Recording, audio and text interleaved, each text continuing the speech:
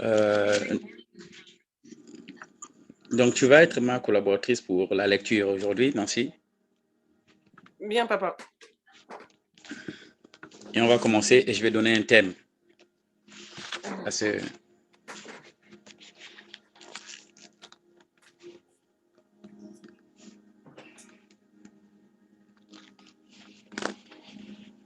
tu vas prendre Luc, chapitre 5.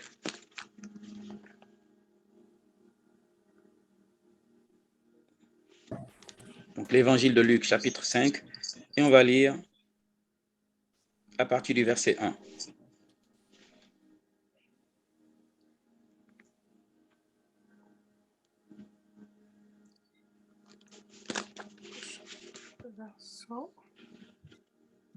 Donc, Luc chapitre 5, à partir du verset 1, version Louis II. Comme Jésus se trouvait auprès du lac de Génézareth et que la foule se pressait autour de lui pour entendre la parole de Dieu, il vit au bord du lac 2 barques, d'où les pêcheurs étaient descendus pour laver leurs filets. Il monta dans l'une de ces barques, qui était à Simon, et il le pria de s'éloigner un peu de terre. Puis il s'assit, et de la barque il enseignait la foule. Lorsqu'il eut cessé de parler, il dit à Simon, « Avance en pleine eau et jetez vos filets pour pêcher. » Simon lui répondit. Amen. Amen. Il dit à Simon, avance en pleine eau et là, jette les filets. Il dit à Simon, et je ne sais pas si quelqu'un d'autre a une autre version. Il dit à Simon, avance en pleine eau. Dans ma version, on va dire, va en eau profonde. Amen. Dans ma version, il demande à Pierre d'amener la barque en eau profonde. Il lui demande d'aller en eau profonde. Tu as une autre version? Non? Quelqu'un d'autre a une autre version? Dans ma version, oui. Il dit avance en profondeur. Avance plongez en profondeur. En profondeur, oui. Bien. Plongez vos filets pour la pêche. Bien. Avance en profondeur. La question, c'est pourquoi Jésus lui demande d'avancer en profondeur et jeter les filets? Parce que Jésus savait qu'ils étaient à la recherche de quelque chose depuis longtemps, depuis un moment.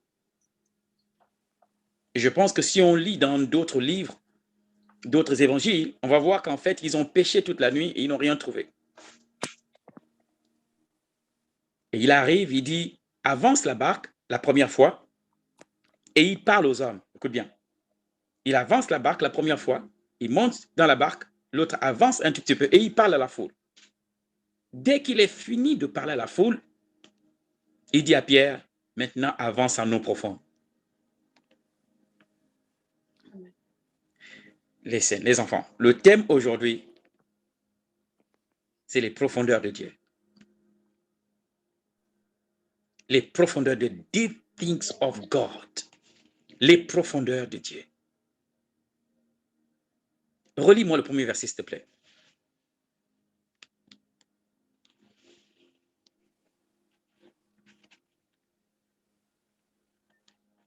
Comme Jésus se trouvait auprès du lac de Génézareth et que la foule se pressait autour de lui pour entendre la parole de Dieu. Je continue. Oui. Il vit au bord du lac 2 barques, d'où les pêcheurs étaient descendus pour laver leurs filets. Il monta dans l'une de ces barques, qui était à Simon, et il le pria de s'éloigner un peu de terre. Arrête-toi là. Il le pria de s'éloigner un peu de terre. OK. Ensuite. Puis il s'assit, et de la barque, il enseignait la foule. OK. Continue. Lorsqu'il eut cessé de parler, il dit à Simon, avance en pleine eau et jetez vos filets pour pêcher. Bien. Il y a des choses que tu recherches, que tu ne vas pas trouver sur la rive. Amen. Tu sais, pour parler aux hommes et échanger avec les hommes, tu n'as pas besoin forcément d'être en eau profonde. Mais il y a des choses que tu recherches qui sont dans les profondeurs. C'est-à-dire que si toi-même, tu ne vas pas en eau profonde, il y a un genre de choses que tu ne vas jamais découvrir et jamais recevoir et jamais trouver. Ce que recherchaient Pierre, Jean, Jacques et tout le groupe n'étaient pas au bord du lac. Ce qu'ils recherchaient était en eau profonde. S'ils jetaient les filets, vous savez, souvent quand vous regardez les lacs ou les rivières, vous allez vous rendre compte qu'il y a des petits poissons qui viennent vers la rive. Donc, s'ils avaient jeté leurs filets, tu vois, vers la rive ou tu vois, au bord, ils auraient attrapé les petits poissons là, tu vois, qui viennent souvent vers la rive. Mais comme ils cherchaient de gros poissons, et ceux-là restent en profondeur. Il y a des choses dans ta vie que tu ne vas jamais découvrir si tu ne vas pas en profondeur, si tu ne vas pas dans les eaux profondes. Et pour les bruyères. C'est très, très, très, très important. Il leur dit, va en eau profonde. Va vers les profondeurs. Pierre, ce que tu recherches est vers les profondeurs. Ce n'est pas sur la rive.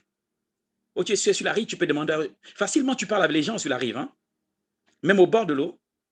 Même si tu es à quelques mètres de la rive, tu peux échanger avec les gens. Tu peux leur dire tout ce dont tu as besoin, tout ce que tu as envie. Raconter tes rêves au bord de la rive ou sur la rive ou à 1 mètre de profondeur de l'eau. Mais il demande à Pierre d'aller là où il ne peut trouver aucun homme. Là-bas, c'est la solitude et dans les profondeurs parce qu'il doit chercher quelque chose de plus profond que ce qu'il a. Il y a un niveau de vie. Il y a un genre de choses que tu ne vas jamais croiser de ta vie si tu ne vas pas en profondeur.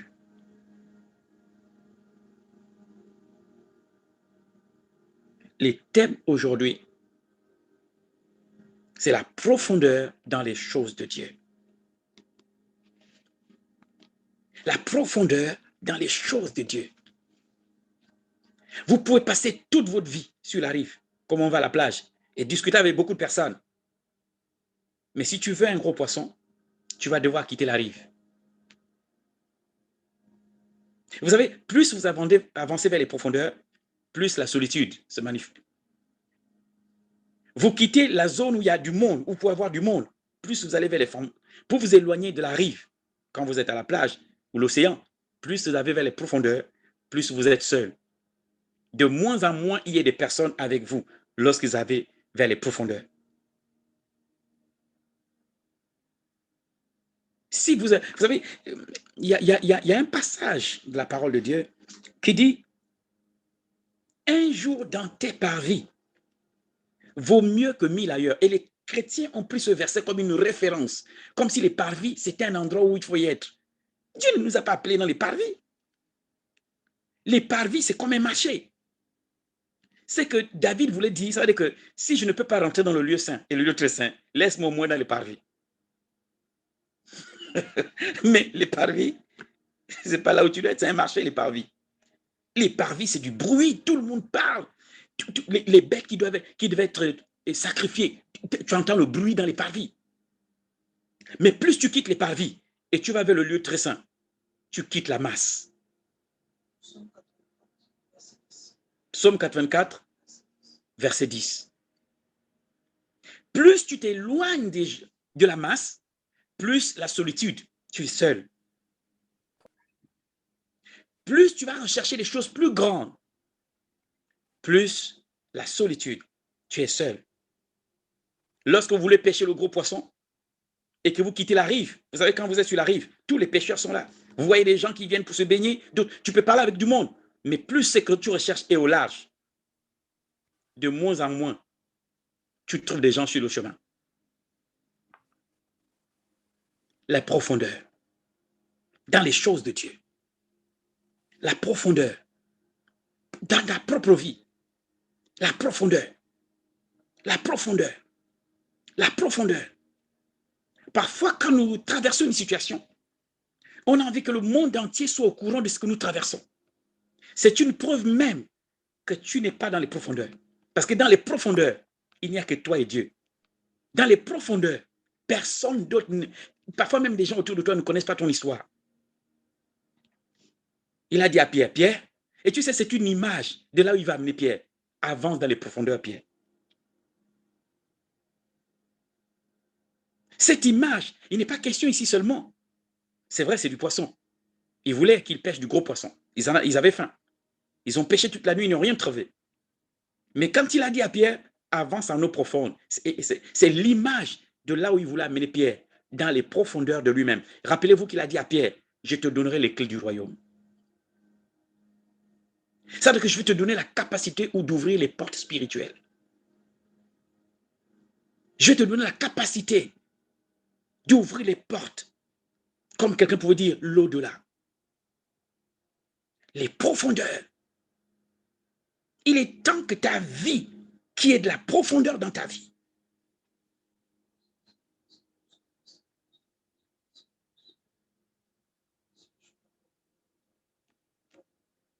Les parvis, ce n'est pas le lieu où il est. Tu es appelé dans le lieu très saint. Les parvis, il y a du monde dans les parvis. Les cousins sont dans les parvis, les tantes sont dans les parvis, tout le monde, les voisins sont dans les parvis. C'est un lieu où tout le monde y était. Et David a simplement dit, écoute, si je ne peux pas être dans le lieu très saint ou le lieu saint, au moins les parvis, c'est mieux que 1000 ailleurs. Mais plus tu quittes les parvis et tu avances vers le lieu très saint, plus personne ne t'accompagne. Tu rentres dans les profondeurs. Quand tu rentres dans le lieu saint, toute la masse est restée, toute la populace. Les gens sont restés dans les parvis. Ça parle. Ils ont amené des brebis, des boucs, les agneaux qu'ils vont faire sacrifier. Ça, c'était à l'époque, bien sûr. Et ensuite, une seule personne se lève et rentre dans le lieu très saint. Et pourtant, nombreux sont venus pour le sacrifice. Mais une seule personne se lève et rentre dans le lieu très saint tout seul. Et croise Dieu dans le lieu très saint tout seul.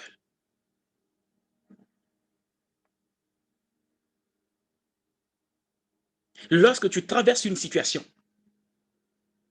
et que tu n'as simplement besoin, ou encore ce que tu recherches, c'est la compassion d'un nombre. Et si les personnes n'ont pas compassion de toi, tu es complètement, tu es comme abandonné, tu es délaissé. Alors tu es comme cette personne, cherchant le gros poisson, mais se trouvant sur la plage et en train de discuter avec ceux qui sont venus pour se balader, d'autres sont venus pour se baigner, et tu leur expliques ta situation. Mais ce que tu recherches est en eau profonde. Et dès lors que tu prends le chemin, tu fais comme Pierre, tu avances ton bateau en eau profonde. Plus tu vas en eau profonde, plus tu t'éloignes de la rive et tu t'éloignes de toutes les personnes qui sont là, juste pour se balader. En fait, ils vont nulle part, à part faire le bruit à cet endroit. Lorsque le Seigneur dit qu'il t'a oint, ça veut dire qu'il t'a séparé de la masse, parce que l'onction te sépare de la masse.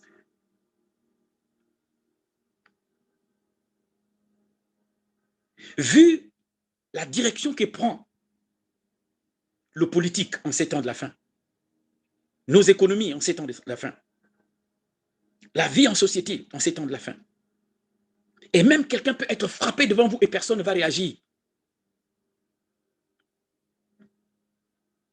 Ou ton propre parent va décider de nuire à ta vie. Et sans regret. Si tu n'es pas quelqu'un de profond, si tu n'es pas quelqu'un de profond, tu ne tiendras pas. Les enfants, Dieu nous invite à aller en profondeur, à quitter ce niveau de vie spirituelle léger.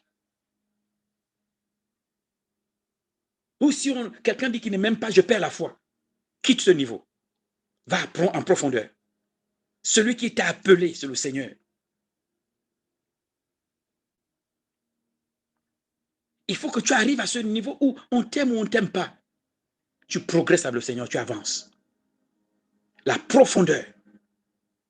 Il va falloir quitter ce christianisme superficiel Parce que si tu entends ma voix ce soir, tu es appelé dans les profondeurs.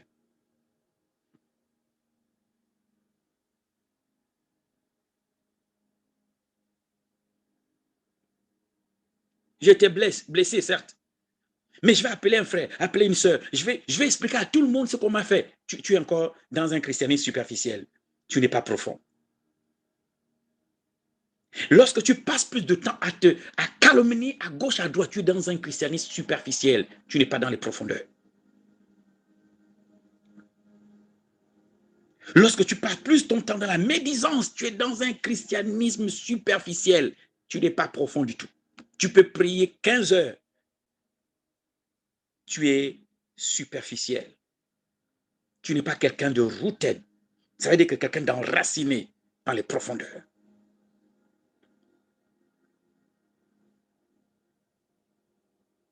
Si vous m'entendez aujourd'hui, Dieu vous adresse un appel. In the deepest, deep things of God. Dans les profondeurs de Dieu. Comme j'ai entendu quelqu'un dire, tu lances l'ancre. Et l'ancre, peu importe la tempête qui fait se soulever sur la mer, l'ancre.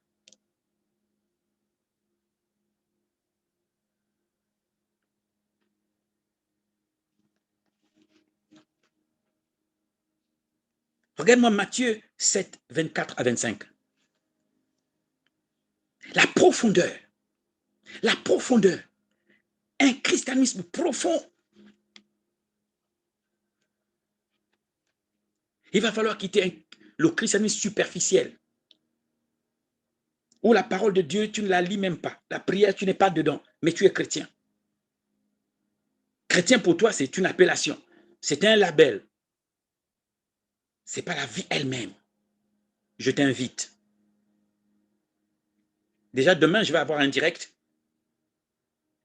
sur Facebook et YouTube sur les temps futurs, sur ce qui attend avant la fin de l'année. Et moi, je vous dis, les enfants, rooted, enracinés. Quelqu'un m'a dit, mais comment Dieu, qui est bon, va laisser les choses arriver? Il nous a annoncé avant plusieurs années qu'il y a des choses qui vont arriver. C'est à nous d'être sages, comme des sages architectes qui bâtissent la maison et posent les fondements solides parce qu'ils savent que les vents vont arriver.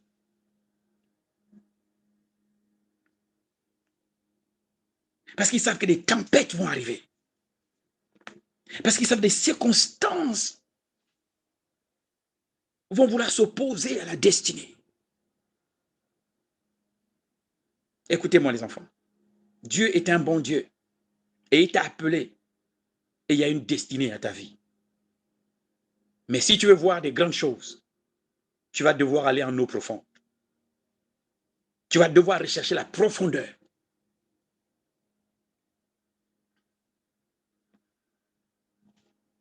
Tu l'as trouvé?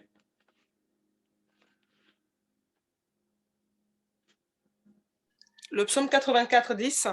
Non. Matthieu 7, 24, 25. D'accord. Matthieu 7, 24, oui. 25. Je lis la parole. C'est pourquoi quiconque entend ces paroles que je dis et les met en pratique sera semblable à un homme prudent qui a bâti sa maison sur le roc. La pluie est tombée, les torrents sont venus, les vents ont soufflé et se sont jetés contre cette maison. Elle n'est point tombée parce qu'elle est fondée sur le roc. Listen. Quand vous lisez ce passage, Dieu n'est pas en train de nous dire que les pluies vont arriver et ils vont éviter la maison. Ce passage nous dit pas que les tempêtes vont arriver et éviter la maison. Il nous prévient que toutes ces choses vont frapper la maison. Ça veut dire que ce que tu bâtis comme vie chrétienne maintenant, very soon, va être secoué. Listen. Je ne sais pas si j'ai quelqu'un au bout de fil. Quand c'est le Seigneur qui parle, vous prenez ça au sérieux. Ne dis pas après, oh Dieu, et pourtant je t'aime, et pourtant tu m'aimes, et pourtant... Ça, c'est une vie superficielle. Il t'a déjà dit que je vais éprouver mes enfants. Je vais tester ta foi. Ta foi sera testée. Ta vie sera éprouvée. On va voir jusqu'où tu es enraciné en moi. On va voir si tu es un vrai chrétien. Vous savez, il y a un verset que les chrétiens aiment dire, que maintenant Dieu va montrer qui le sert et qui ne sert pas. Il va y avoir une différence entre ceux qui servent Dieu et ceux qui ne servent pas. Le problème, c'est que ceux qui servent Dieu ne savent pas qu'eux aussi vont être secoués pour voir la vraie foi.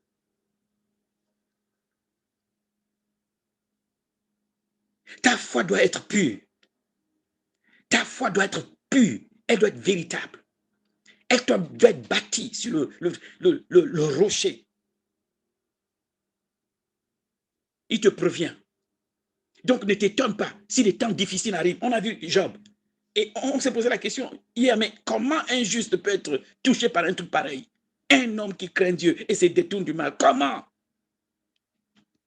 Et Jésus dit, celui qui entend mes paroles, ça veut dire que c'est quelqu'un de sa maison. Ça veut dire que ça, c'est son enfant qui parle. Il dit, et qui met en pratique. Il est comme un homme sage, un sage architecte qui a bâti sa maison. N'oubliez pas que votre vie, c'est une maison.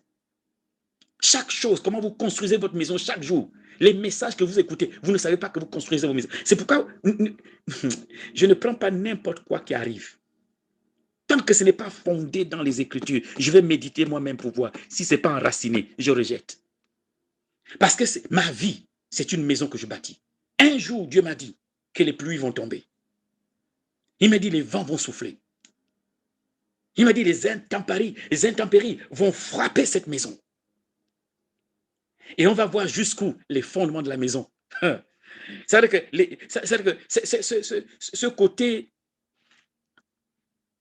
joli, oui, la maison peut être bien peinte, avec des belles fenêtres, un toit magnifique, tu regardes comme ça, les vitrines, tout ça.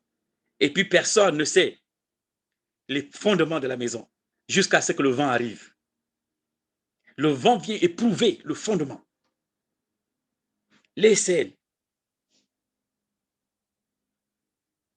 Si ta vie chrétienne est encore au niveau simplement émotionnel, c'est superficiel. Ou quand Dieu agit, il t'aime. Quand il n'a pas agi, alors il ne t'aime plus. Tu es superficiel. Facilement, l'ennemi peut t'entraîner. Il va falloir creuser maintenant et aller en profondeur. Il a dit, Pierre, avance en eau profonde. Si tu veux quelque chose de plus grand, avance en eau profonde. Sinon, tu auras tout ce que tout le monde peut avoir à ce niveau. À ce niveau, tout le monde peut avoir. Mais si tu veux quelque chose de meilleur, de plus gros, de plus excellent, va en eau profonde. Et qu'est-ce que Pierre a fait? Pierre a obéi. Et il lui dit, et là, jette les filets. Vous demandez des grandes choses à Dieu, mais vous êtes sur la rive. Vos prières, vous voulez les grandes choses. Oh, mais c'est une bonne chose. Mais sur la rive, ce genre de choses que vous demandez, ça va être difficile. À moins que vous avancez en eau profonde. Ces choses, la plupart des choses que vous recherchez sont en eau profonde.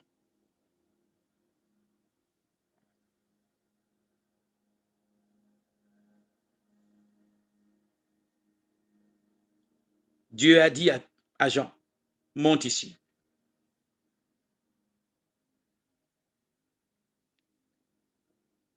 Va en eau profonde.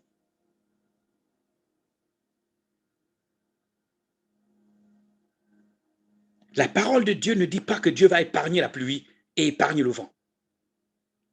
Il dit ces choses vont secouer la maison. Tu seras secoué par les vents. Tu seras secoué par les pluies. Secoué par les intempéries. Peut-être même les tsunamis vont arriver.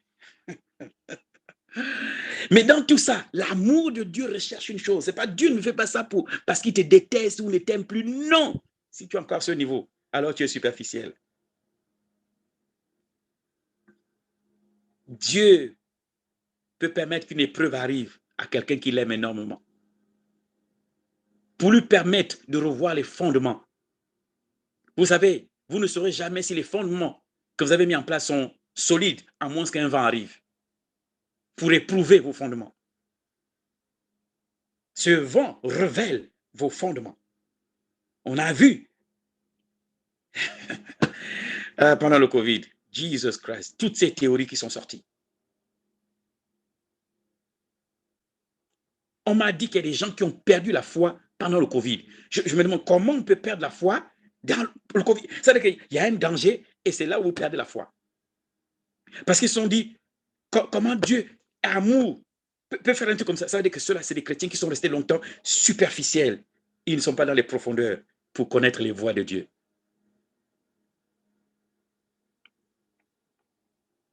Le temps est venu d'être sévré. Et les mamans connaissent ce que je dis. C'est vrai. Où Dieu maintenant te refuse le lait. Et à chaque fois que tu demandes le lait quotidien, il t'amène la queue de bœuf pour tester la solidité de tes dents.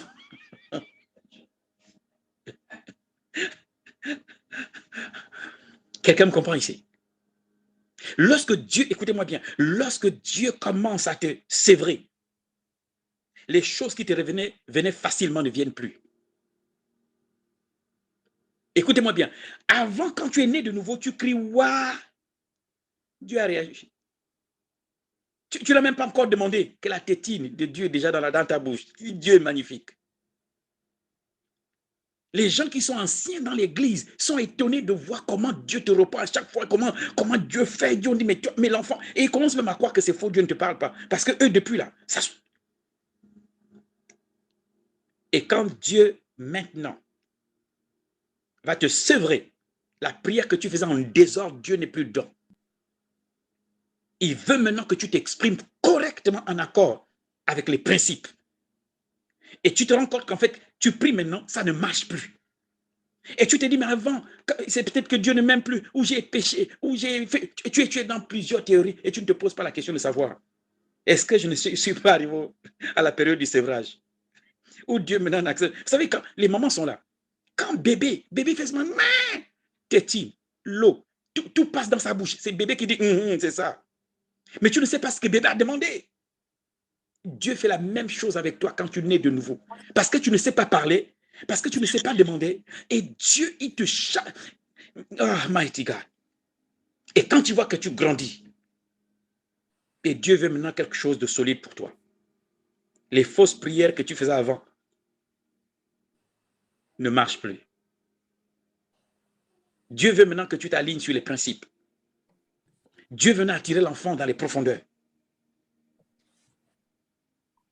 Il est temps de quitter ce banc de bébé moustachu. Au lait depuis des années, tu es au lait. Mais tu demandes des grandes choses qui dépassent même ta propre foi. Et quand ça ne vient pas, tu dis, Dieu refuse de me donner. Mais tu n'es pas dans les profondeurs parce qu'il a dit à Pierre, si tu veux ce genre de poisson, va en eau profonde. Parce que là où tu es, Dieu ne peut pas te donner ce que tu recherches. Tu n'es pas en eau profonde. Tu es superficiel. Ton christianisme est et toi-même tu sais que tu n'es pas clair avec Dieu. Mais tu continues de blâmer Dieu parce que tu dis, il est ton enfant. Mais Dieu te regarde, il dit, mon enfant. Je veux maintenant que tu fonctionnes par les principes divins. Je veux que tu gardes mon enseignement dans ton cœur. Je veux que ce niveau de prière, tu le quittes pour un autre niveau. Les choses que tu recherches sont à toi, mais en eau profonde. Ce genre de miracle que tu veux, c'est en eau profonde. Ce genre de relation que tu veux avec moi, c'est en eau profonde. Ce n'est même pas sur la rive. Ce n'est pas au bord de la rivière ou au bord du lac. C'est en eau profonde.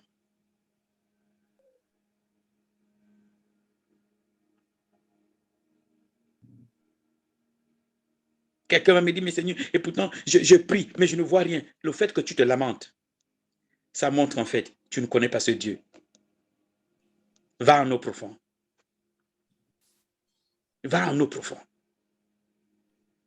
S'il dit à son prophète, monte ici et je te ferai voir. Un prophète. La question que je me suis posée, mais le prophète, il était à quel niveau spirituel pour que Dieu lui demande de monter? Et le prophète lui-même dit, au jour du Seigneur, je fus en esprit. J'ai dit, ah, donc tout ce temps-là, tu parlais, tu n'étais pas en esprit. Parce qu'aussi longtemps, you are not in the spirit. Il y a des choses que tu ne peux pas voir parce qu'il te faut être en eau profonde pour les voir. C'est toi qui avances vers Dieu et non Dieu qui avance vers toi. Tu restes sur place et tu demandes à Dieu de venir vers toi. Mais c'est lui le Seigneur des Seigneurs et c'est lui le roi des rois. Donc, entre toi et le Seigneur, qui vient vers l'autre? C'est pas toi. Jésus a dit quelque chose d'extraordinaire et je voulais répéter. Il a dit, I am the door. Il dit, je suis la porte. Et je vous ai dit, cessez d'être à la porte.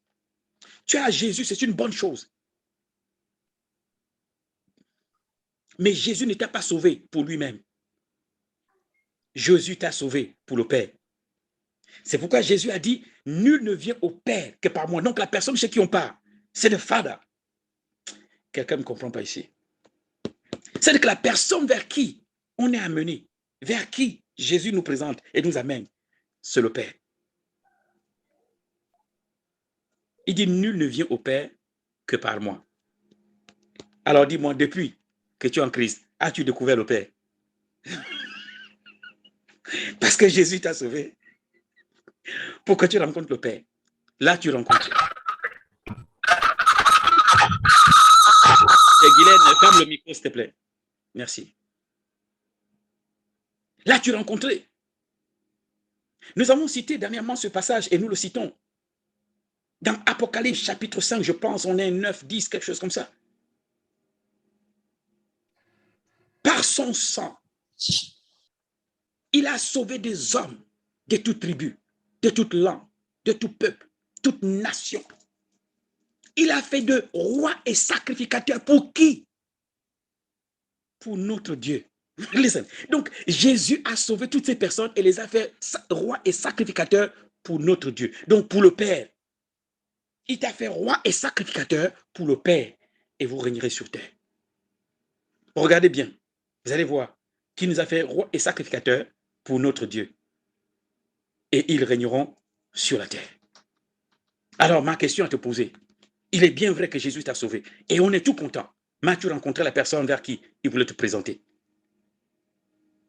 Est-ce que tu as rencontré la personne qui voulait? Est-ce que tu as découvert la personne qui voulait te présenter? Parce que l'inimitié qu'il a brisée entre toi, c'est pourquoi on parle du médiateur. C'est-à-dire que le médiateur entre toi et le Père. C'est-à-dire qu'avant qu'il ne vienne, toi et le Père, vous avez un problème à cause d'Adam. Donc, il y a une incompréhension, il y a une inimitié. Et Dieu ne peut plus te bénir comme ça. Il faut plein de choses jusqu'à ce que Jésus arrive et il vous remet ensemble. Jésus te remet au Père. Mais as-tu découvert le Père? Oh, listen. Est-ce que quelqu'un croit ici? Listen. On parle de la parole. Hein? Je ne dis pas qu'il ne faut pas louer Jésus. Si. Mais écoutez ce que Jésus dit. Nul ne vient au Père que par moi. Donc la personne à qui Dieu veut nous présenter, Jésus veut nous présenter, c'est le Père. Alors dis-moi, as-tu découvert ou rencontré le cœur du Père? Ou tu es resté chrétien superficiel à pleurer dans le... Vous savez, depuis qu'on t'a acheté ce couffin-là, quand tu es né de nouveau, bébé spirituel, tu es resté dedans et tu restes de sortir de là. À demander les biberons à longueur de journée, biberons, lait, tout sortes de lait, cérélac, gigos. Gigos, ça c'est notre époque. Hein. Je sais pas. Il y en a encore? Oh. Mais bon, ok. Hey, est-ce que j'ai des enfants connectés ici? Les enfants. Je vous ai dit, le train est lancé. C'est à vous d'attraper le train. Merci. Ok, ça c'est une maman qui parle. Ah, moi, je ne connais pas. Mais, c'est-à-dire que depuis qu'on t'aime, tu es bien. Jésus est bon. Jésus est... alléluia, Seigneur. Dieu dit, sors un peu de là. Sors de là.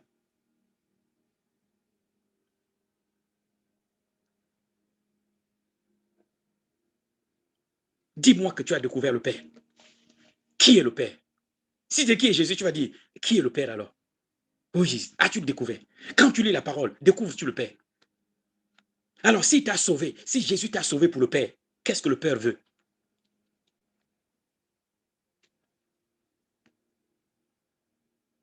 La profondeur appelle la profondeur.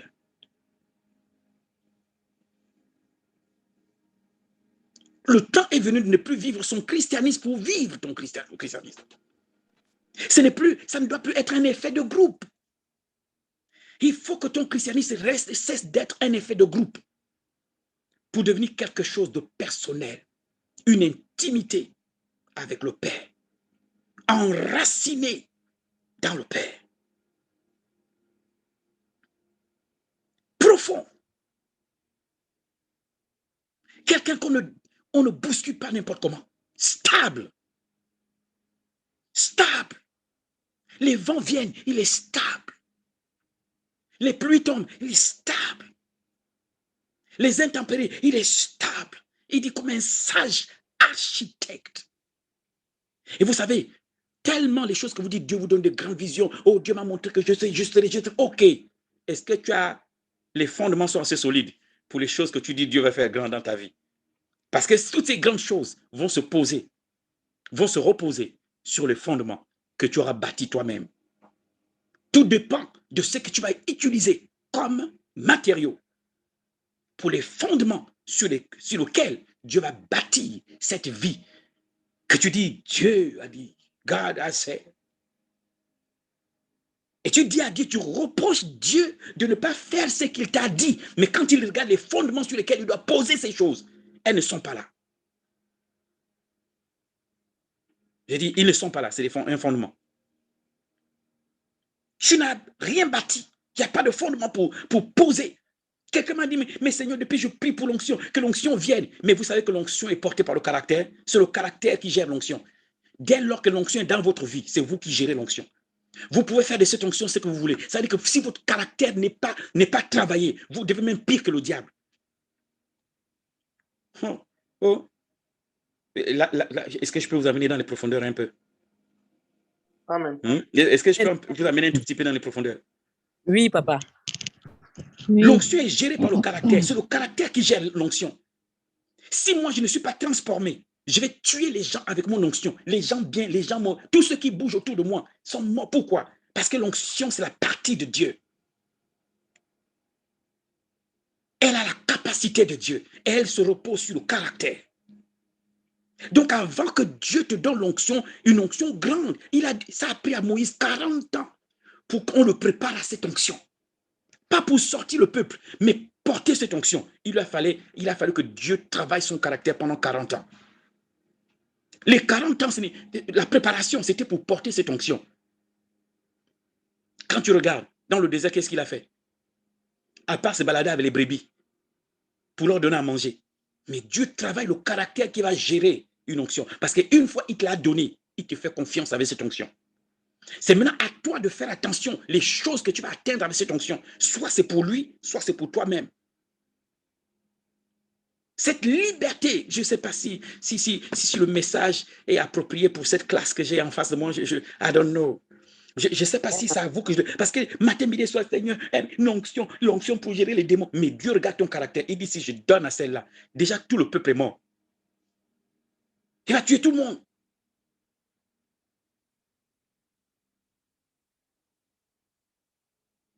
Dieu travaille ton caractère, tu refuses. Dieu dit, change ça, Seigneur, tu me connais, je suis comme ça.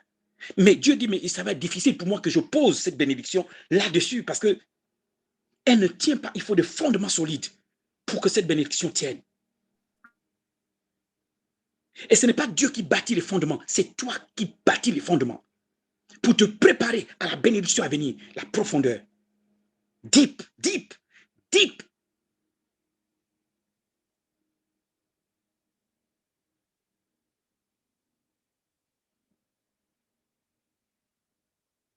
Quittez le christianisme superficiel, un christianisme d'apparence. Un christianisme de gloire ancienne. On est toujours, tu sais, quand j'étais, avant quand j'étais. Non! Avec Dieu, ce n'est pas avant quand j'étais. C'est bien que ces choses, c'est bien. Mais nous sommes dans une relation. Tu dois être en perpétuelle communion avec le Seigneur. Et ce qu'il a fait autrefois, il doit faire plus aujourd'hui. Il ne faut pas que ta communion aille.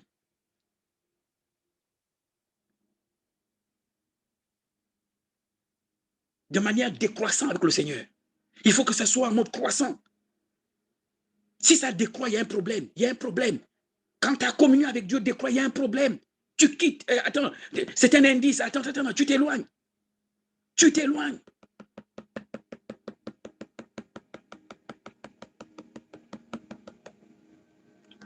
Tu veilles à ta relation avec Dieu comme on veille. Si tu ne cherches pas Dieu, tu es chrétien. En fait, il y a une question que je suis posée. Si être avec Dieu est compliqué pour toi, mais je ne comprends pas.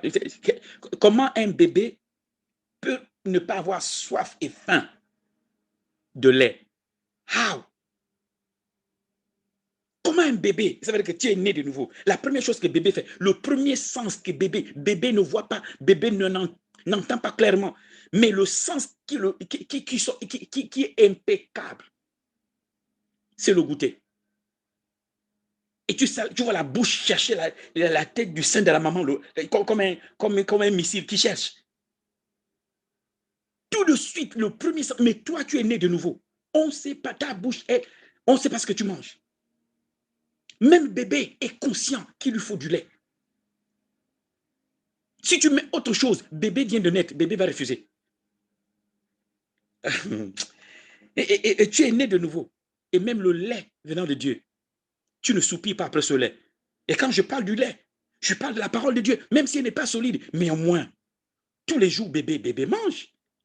Bébé ne mange pas la nourriture solide, mais il mange quand même. Mais c'est quel enfant de Dieu, quelqu'un qui vient de naître de nouveau, qui n'a pas soif de lait? Il dit rechercher, soupirer après le lait comme des nouveau-nés. Ce lait qui est la parole de Dieu. Vous n'avez même pas besoin de dire à bébé, à telle heure tu manges. Bébé te fait savoir que c'est l'heure de manger. Bébé détermine lui-même ses heures. Vous mangez à midi, bébé dit moi-même 3 fois la matinée, je mange. C'est vous-même qui gérez le manger et le boire. Bébé dit moi, je me lève au milieu de la nuit, ma nourriture doit être prête. Maman, même avec les châssis, le sommeil, elle donne à l'enfant le sein. Même si maman dort, bébé lui termine sa nourriture, après lui, il dort. Avant les profondeurs, il y a une soif qui arrive. Avant la profondeur, il y a une soif. Je vais te poser une question, s'il te plaît. De quoi as-tu soif? Parce que la profondeur dans ta vie va déterminer, dépend de la soif. De quoi as-tu soif? As-tu soif des miracles que Dieu veut te donner ou tu as soif de Dieu? Parce que tu peux avoir soif des miracles et ne pas avoir soif de Dieu. Combien de chrétiens qui vont dans la présence de Dieu pour demander les miracles seulement, mais ils ne connaissent pas Dieu lui-même. Ils ne font pas attention à Dieu. Tout ce qu'il veut, c'est ce qu'a Dieu, mais pas Dieu lui-même.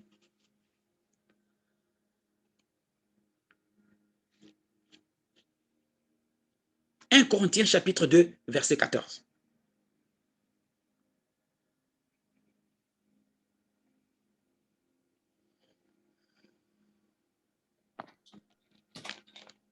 Non. 1 Corinthiens chapitre 2, verset 14. La profondeur. Oui, vas-y.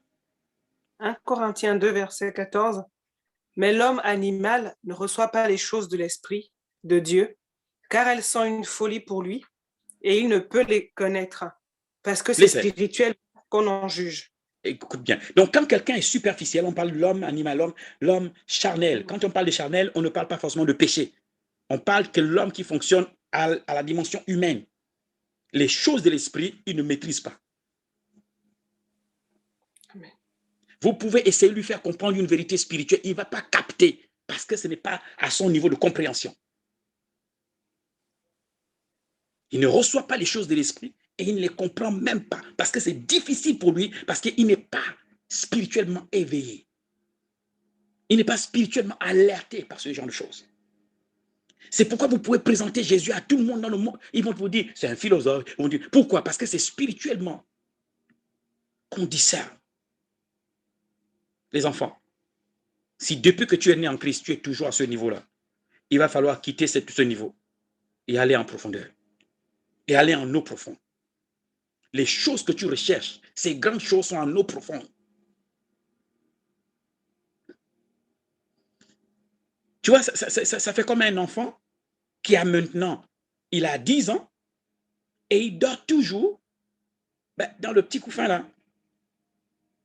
Et utilisant le même langage que quand il était bébé. Da, da, da. Et da, di, da, da. La maman, elle n'en peut plus. Elle dit, mais toi, tu n'as plus l'âge pour ça. Si on regarde spirituellement, beaucoup d'entre nous parlons ce langage avec Dieu. Da, da, da. Parce qu'en fait, on était tellement contents, tu vois, quand les enfants, plus le monde va mal, plus vous allez en profondeur. Plus vous allez en profondeur. La parole de Dieu dit dans le livre de Daniel, mais ceux du peuple qui connaîtront leur Dieu, listen, on ne dit pas ceux qui prieront leur Dieu, ceux qui connaîtront leur Dieu. Il y a prier Dieu et connaître Dieu. Ceux qui vont tenir ferme, c'est ceux qui vont aller en profondeur pour connaître leur Dieu. Ça veut dire qu'on risque d'avoir une partie de personnes qui vont perdre la foi à cause des circonstances. Ceux qui connaîtront leur Dieu agiront avec fermeté. Mais si tu es superficiel, la fermeté n'est pas là. Moindre occasion, tu as perdu la foi. Moindre occasion, tu as maintenant honte de dire aux gens que tu es chrétien. Moindre occasion, tu es maintenant, tu sais pas, tu sais, on a eu des trucs comme ça au lycée ou encore à l'université, où des amis, ça parle un langage obscène, un langage de perversité, et tu es au milieu de tu es chrétien, ça te torture, mais tu ne dis rien, tu as peur de leur dire que non, et tu dis, d'accord, tu ne sais pas si tu dis oui ou non, parce que tu es entre les deux, tu luttes, parce que tu n'as pas donné une ligne à qui tu es. Tu as honte de ton identité. Tu as honte de qui tu es. Il y a des choses que tu te permets de faire parce que tu veux plaire à quelqu'un. Et ensuite, tu dis parce que tu vas demander pardon à Dieu. Mais Dieu te regarde pendant que tu fais ça. Il voit que tu as fait un choix. Tu as fait un choix de ne pas choquer ton ami en lui disant que tu aimes Jésus. Et puis tu vas à la maison pour dire, Seigneur, en fait, mais Dieu a regardé. Le manque de profondeur risque de t'amener à régner le Seigneur à un moment donné.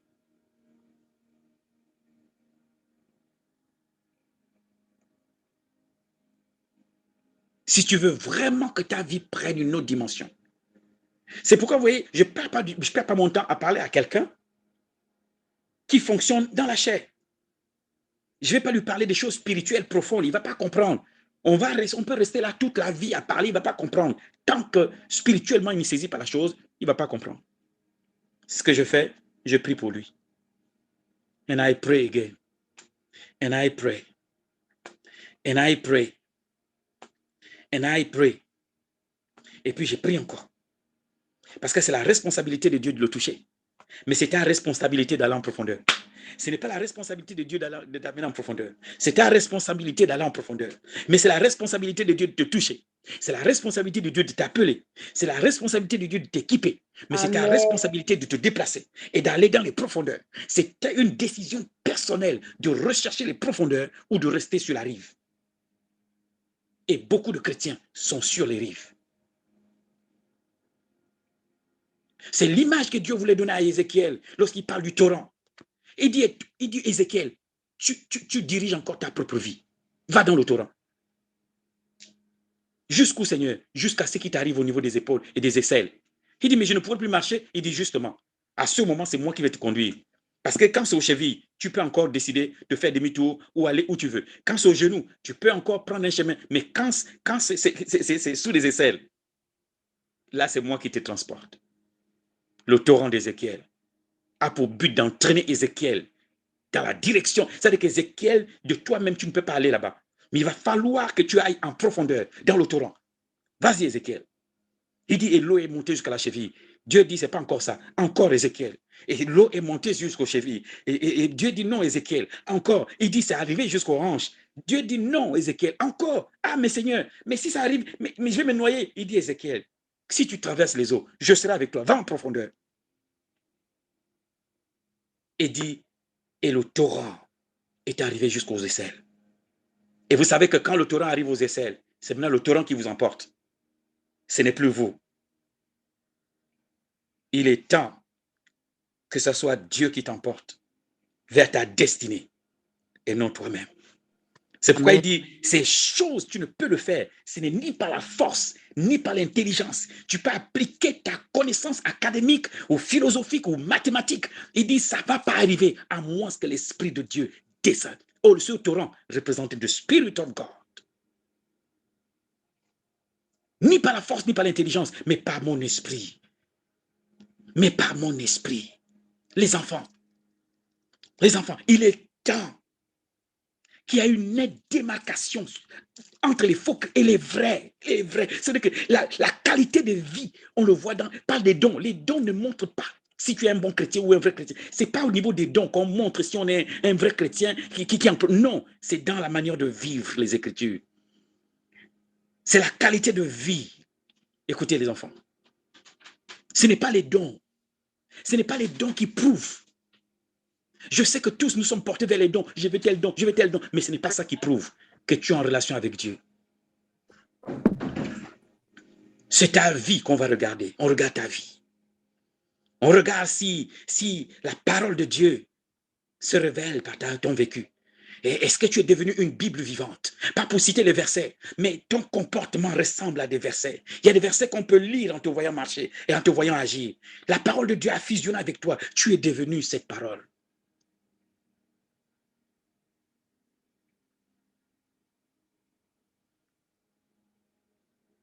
Et si tu dois aller dans les miracles, il faut aller au-dessus. Comme Moïse est monté au-dessus de tous. Au point où les sorciers ont dit, cette fois-ci, c'est la main de Dieu. Mais avant ça, ils considéraient Moïse comme un autre sorcier. Listen, quand Moïse a commencé, les sorciers de l'Égypte ont dit, c'est un autre sorcier. Alors, ils ont confronté Moïse jusqu'à ce que Moïse dépasse. Et là, ils ont dit, Pharaon, là, c'est plus normal. On pense que cette fois-ci, c'est un Dieu qui est derrière Moïse. Dieu a fait de Daniel chef des sorciers.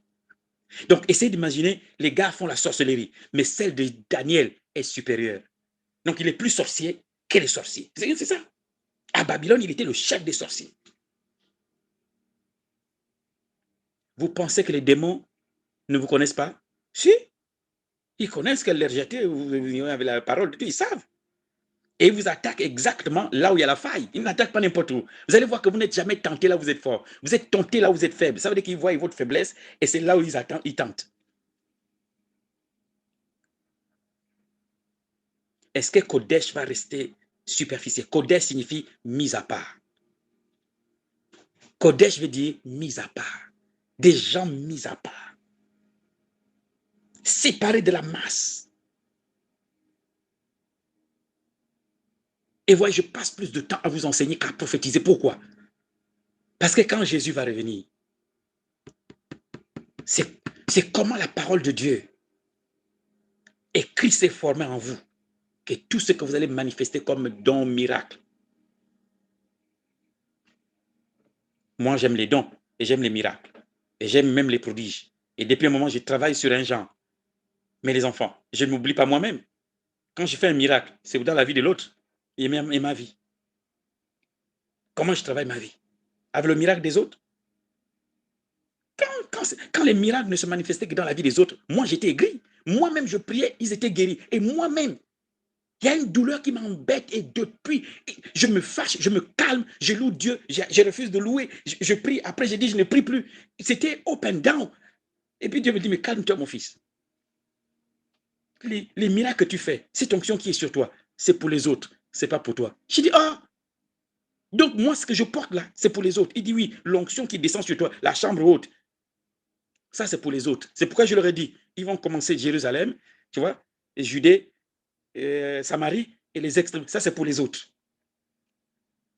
Il va falloir que tu ailles en profondeur. Je vais montrer ce qui est pour toi. Pour que tu saches te développer toi-même pendant que tu développes les autres. Que tu puisses progresser toi aussi pendant que tu fais progresser les autres.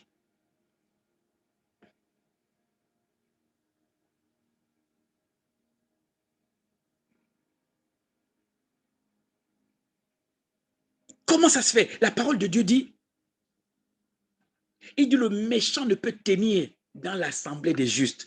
Aujourd'hui, les méchants peuvent s'asseoir dans nos assemblées. Je t'assure, il suit tout le culte. Il embête les gens. Il vient tous les dimanches. Ce méchant, il est là. Mais la parole de Dieu, que lui, il devrait même pas dire. Ça veut dire que vous n'avez même pas besoin de le chasser. Il devrait prendre ses clics et ses claques tout seul. Et il sort parce que l'atmosphère, il ne peut pas tenir. Mais comme on est superficiel, notre atmosphère, même l'ennemi n'a plus peur de venir s'asseoir dans nos assemblées. Pourquoi? Notre qualité de vie. Le sorcier, on te dit que non, le gars là, tu sais que c'était un sorcier. Il venait à l'église, oui, le sorcier. Les enfants, vous dites la présence de Dieu était là-haut et le sorcier, il est assis. Il est confortable dans l'assemblée.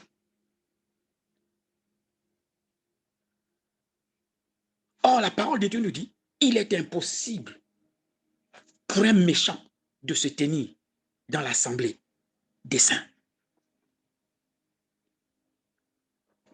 Je me rappelle au Maroc, mon épouse est là. À cette époque, nous étions avec le pasteur Nina. Ah, c'est déjà l'heure. Nous étions avec le pasteur Nina. On avait la même maison. Nina Mabouati. On louait la même maison. Alors, on faisait les réunions. Notre maison, c'était l'église à Casablanca. Il n'y avait pas encore des églises comme vous avez maintenant. On a ouvert, il y a des assemblées, les gens prêchent. Avant, il n'y en avait pas. Donc, en fait, on était la deuxième vague, à peu près, de chrétiens. Pas qui vont au Maroc, mais qui commencent les réunions. La première vague, certains sont allés en prison. Et ils ont été rapatriés. La deuxième vague, c'était nous. C'était les cailloux. Alors, les imams et les musulmans lançaient des cailloux sur notre maison. Les vitres étaient cassées. On avait les vitres cassées. Mais c'était l'église. Tout le monde savait. Et on chantait comme si on était au pays. Avec les tambours. Oh, alléluia. J'ai dit, oh, ça c'est Dieu qui nous a gardés. Bon. Mais quand c'est comme ça, les sorciers vont s'y tester. Et ce jour-là, ce samedi, alors qu'on a culte, où les bien-aimés sont venus de plusieurs villes, certains venaient de Casa et tout le reste, et venaient dans cette maison, et on faisait le culte, après ils repartaient. Il y a un jeune, un étudiant, non, je pense que c'est plutôt c'était un travailleur qui était en stage au Maroc. Alors il est venu aussi au culte.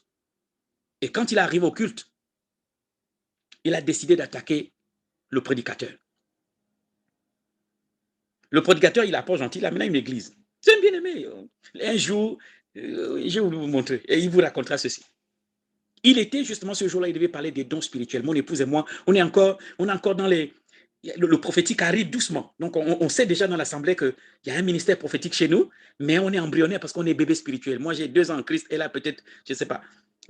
Moi, j'avais 1 an, elle avait peut-être 3 mois ou 6 mois dans le Seigneur. Et quand j'avais 1 an et demi, elle était peut-être à 1 an. C'est ça. Donc, on voit quelque chose de prophétique et on ne maîtrise pas. On n'est pas enseigné, on est à l'étranger. Et à un moment donné, pendant que le prédicateur cite les dons, je ne sais plus quel don il veut citer, je crois que c'est la parole de connaissance. Il est resté à dire la parole de connaissance. La parole de connaissance. Donc, ça attire notre attention. Qu'est-ce qu'il a répété, la parole de connaissance comme toi pendant... C'était quoi? Oui, bien sûr. Mais il y avait un don sur lequel il était coincé. La parole de connaissance. Et mon épouse, qui était très sensible, elle m'a fait un mot pour me dire qu'il y a un sorcier dans la salle. Et je lui ai dit, donne le mot au pasteur Nina. Elle a donné le nom. On leur a expliqué ce qu'il y a lieu de faire. On n'a pas touché le sorcier. On n'a même pas dit sorcier, il y a un sorcier ici. Non. On a envoyé le message au prédicateur. On lui a dit, demande à tout le monde de prier en langue maintenant. Il a suivi. Bien qu'on était des bébés spirituels, mais il savait qu'on était très sensibles. Les visitations des anges, ça a commencé là-bas depuis. Parfois, mon épouse et moi, on est aussi au parc et les anges apparaissent comme ça. On est au parc en train de manger, ils apparaissent tout contents, et elle m'en parle. Donc, c'était tout nouveau pour nous, juste comme ça. Et quand on a commencé à prier en langue, les pieds du monsieur ont gonflé automatiquement. Ses pieds ne pouvaient plus tenir dans les chaussures. À la fin de la réunion, on lui a dit, faites très attention. Si on avait voulu te tuer, tu serais mort. Et c'était la dernière fois que le gars venait comme ça.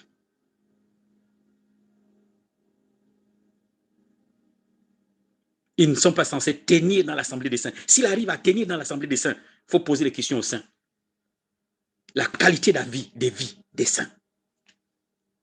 Ce n'est pas Dieu qui n'est plus puissant. C'est la qualité parce que Dieu opère depuis la vie des croyants. Il agit depuis nos vies. Si nos vies ne sont pas d'une bonne qualité, et si nous sommes légers dans les choses de Dieu, manque de profondeur. Tu peux me lire le dernier verset et on termine. Désolé, j'ai plus de 4 minutes en plus et je vais prier. 1 Corinthiens 2, 10 à 11.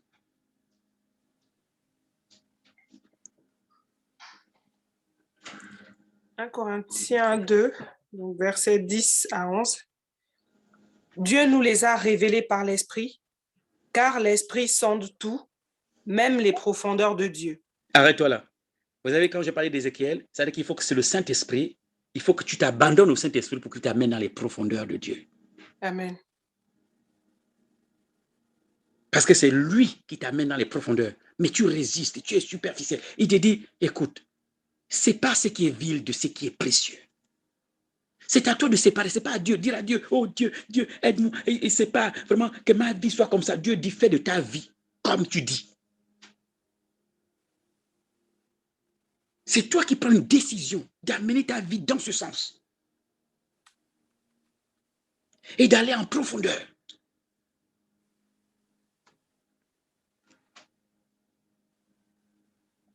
C'est une recherche personnelle. C'est une décision personnelle de quitter ce stade.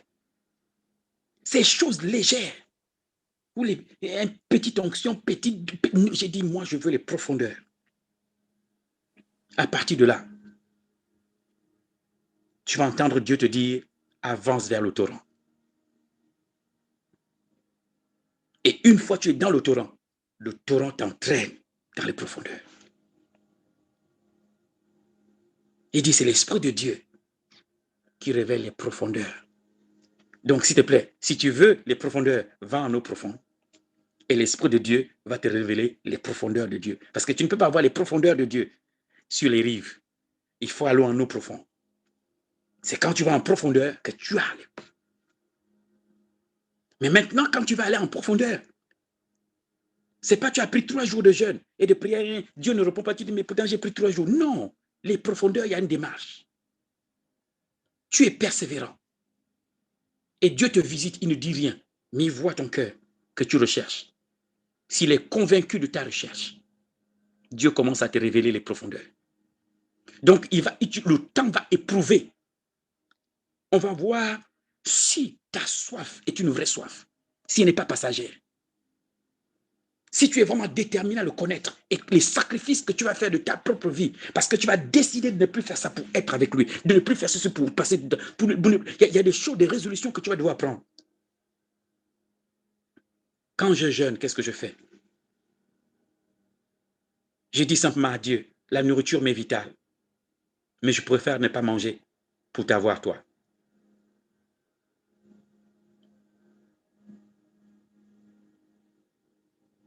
Je refuse de manger parce que c'est toi que je veux. C'est ce que tu fais quand tu jeûnes.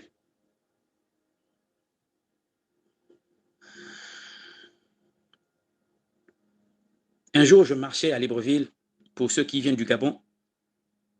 Ce jour-là, il y avait un problème. Il n'y avait pas de taxi. C'était difficile. Et je me suis dit, je vais aller à Wendje. Et d'à Wendje, certainement, je vais avoir un taxi parce que j'allais vers l'aéroport. Et je marche. Pendant que je marche, je vois un jeune homme venir devant moi, mais je ne pense à rien. Dès qu'il arrive à mon niveau, le gars tombe à genoux et il tremble. Et il tremble, et il tremble, il me regarde. Il tremble, devant moi. Je le regarde. J'ai dit, tu as fait un pacte, hein? Il me dit oui. Je lui dis, lève-toi. Il s'est levé. Je lui dis, rentre chez toi. Il m'a dit merci. Et il rentre à la maison. Maintenant, je ne sais pas pourquoi je n'ai pas fait la prière du pécheur. Je ne sais pas. J'aurais dû... Non, c'est vrai. Mais c'est bizarre, ça ne m'est pas venu à l'esprit que je pouvais l'amener au Seigneur. Et j'espère qu'il est venu au Seigneur, j'espère. Mais ce jour-là, il a dû sentir qu'il a croisé quelqu'un de supérieur à tout ce qu'il cherchait. Et j'espère que ça l'a poussé dans le bon chemin. Les enfants.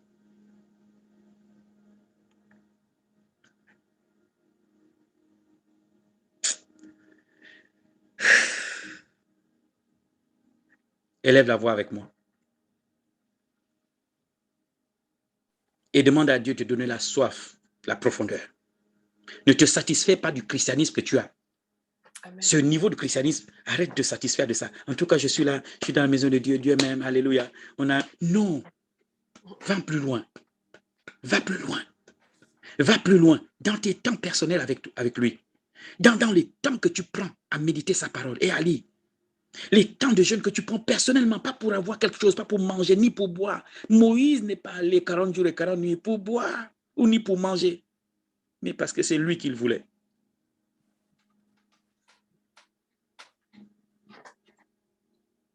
Josué, Moïse, 40 jours et 40 nuits. C'est même pas pour manger, il a même refusé de manger. Ce qu'il voulait, c'était le Père. Quand est-ce que ta soif va se tourner vers Dieu et non seulement les miracles et non tout ce que Dieu te donne? Est-ce que tu vas décider de le connaître véritablement lui? Parce que Jésus t'a sauvé, c'est pour le Père. Et la question que je te propose de poser ce soir, as-tu rencontré le Père? Celui qui a envoyé son fils mourir pour toi, pour lui. L'as-tu rencontré? Sais-tu comment il pense? Entends-tu les battements de son cœur? Connais-tu la raison pour laquelle tu t'es amené là? Tu vas à l'église, tu reviens, tu chantes, tu sautes, tu danses, la sueur, tu dis, hey, c'était merveilleux. Mais est-ce que c'est pour ça qu'on t'a fait venir? Tu penses qu'il t'a sauvé pour que tu danses à gauche, tu sautes. C'est bien de danser dans la maison du Seigneur à la joie, mais c'est pas tout. Cet homme t'a sauvé, il y a une raison. Va t'asseoir à ses côtés pour écouter la raison, pour savoir la raison pour laquelle tu es là. La raison pour laquelle il t'a sauvé.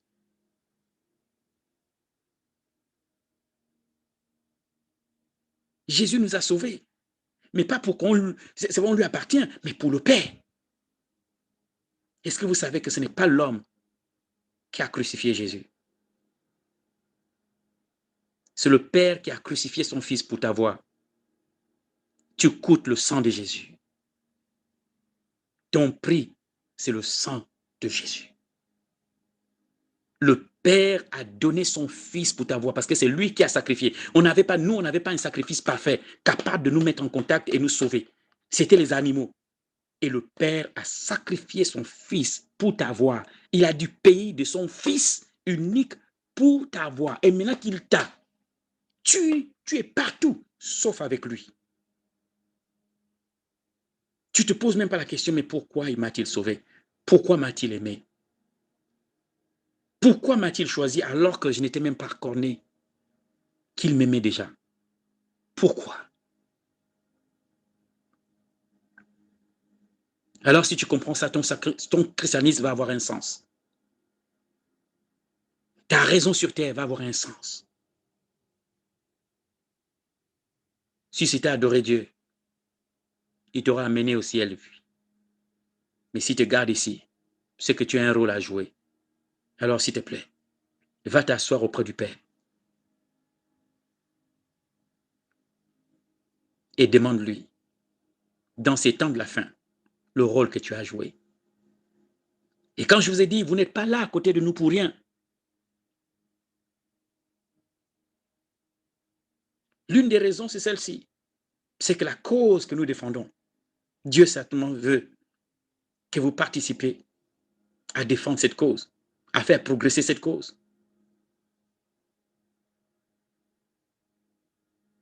À faire évoluer cette cause. Et nous voulons les gens à 100%. Pas 20%, 100%.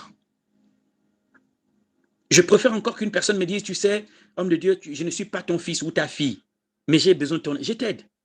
Parce que papa Talingano m'a donné un conseil. Il dit, bâtis l'œuvre avec les fils. Qu'on ne bâtit pas l'œuvre avec les amis, mais avec les fils. Parce que les amis peuvent te quitter, mais les fils peuvent partir, il sait qui est son père.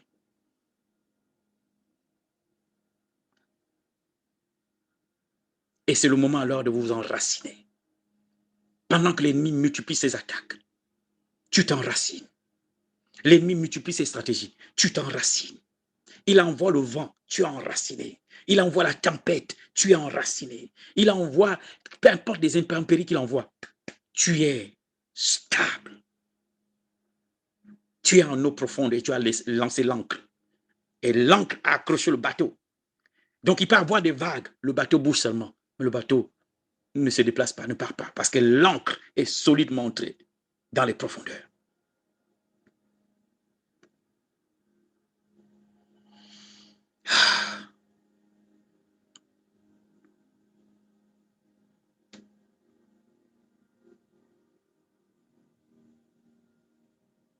Éternel Dieu des armées, je te bénis et je te remercie.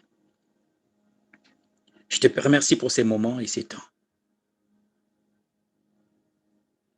Il y a une chose qu'on va remarquer chez le Père, chez le Fils, c'est le respect qu'il a du Père. La première chose qu'on remarque chez le Fils, c'est l'attitude et le respect du Père. Vous voyez, je ne suis pas pour vous simplement un Père parce que je vous enseigne, mais il y a ma couverture, la grâce que Dieu m'a faite, vous couvre et vous permet d'éclore. Permet à ce que les ministères et les choses que Dieu a enfouies en vous éclorent sous cette couverture. Comme l'œuf a besoin de la poule qui couvre, cette chaleur qu'amène maman poule permet à l'œuf de se développer et au temps marqué d'éclore. C'est la même chose. Seigneur, je te prie pour chaque enfant ici et chaque personne ici.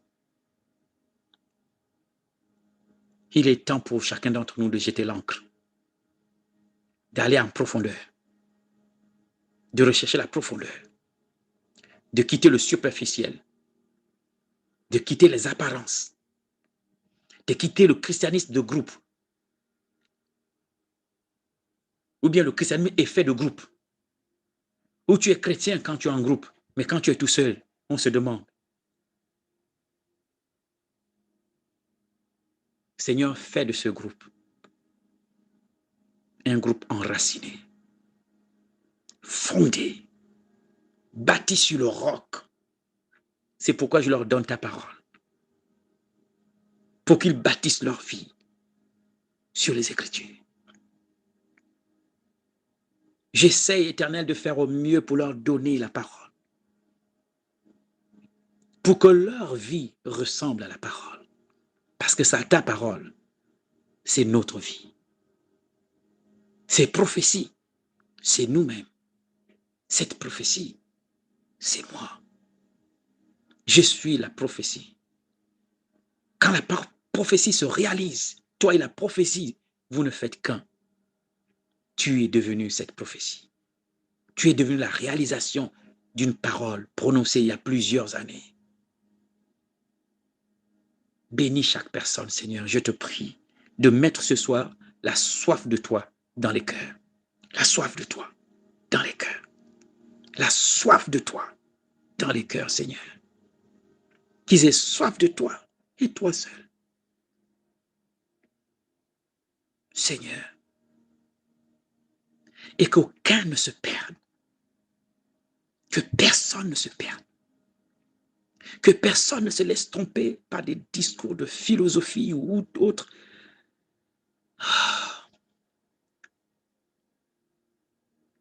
Que le sang de Jésus, appliqué sur leur intelligence, leur compréhension, empêche l'ennemi de manipuler leur vie. Tu es digne de louange et d'adoration, Seigneur. Merci, Père, pour le sacrifice de ton Fils. Tu as donné ton Fils pour m'avoir. Et je n'ai pas de mots. Je te remercie. C'est des remerciements éternels. Comment tu nous as aimés. Comment tu nous as choisis. Comment te donner. Comment ne pas te donner.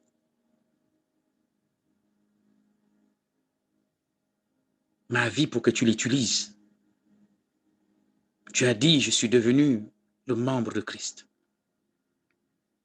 Et en tant que membre, je dois jouer le rôle pour lequel j'ai été créé et façonné. Qu'il en soit ainsi pour chaque personne ici présente. Que leur sommeil soit doux. Et quand ils sont sur leur couche, seuls les anges les visitent. Parce que nous ne sommes pas connectés aux démons ou aux mauvais esprits. J'applique le sang de Jésus sur nos couches, différentes couches dans nos maisons, pour que nos rêves viennent de toi. Que notre sommeil ne soit influencé que par toi, Seigneur. À toi la gloire, l'honneur et la puissance.